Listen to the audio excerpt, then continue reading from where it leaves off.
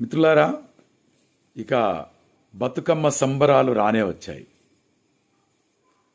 9 రోజుల పాటు మన అమ్మలక్కలు, మన బిడ్డలు, ఆడపడుచులు ప్రకృతిలో పూసినటువంటి తీరొక్క పూలను తీసుకొచ్చి బతుకమ్మలుగా పేర్చి అమ్మవారి ముందు పెట్టి బతుకమ్మ బతుకమ్మ ఉయ్యాలో, బంగారు బతుకమ్మ ఉయ్యాలో అంటూ నవరాత్రుల పాటు భక్తి శ్రద్ధలతో నవరాత్రులు జరుపుకోవడం మన ఆనవాయితీ. బతుకమ్మ పండుగ అంటేనే తెలంగాణకు ప్రతీక. తెలంగాణ రాష్ట్ర పండుగ బతుకమ్మ. ప్రభుత్వమే ఈ పండుగను నిర్వహిస్తోంది.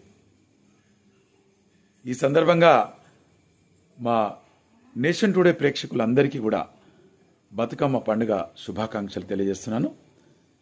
ఇది ఇవాల్టి న్యూస్ వాచ్ కార్యక్రమం. ఇంకా మరిన్ని వార్తల కోసం రేపటి న్యూస్ వాచ్లో మళ్ళీ కలుద్దాం. అప్పటి వరకు సెలవు.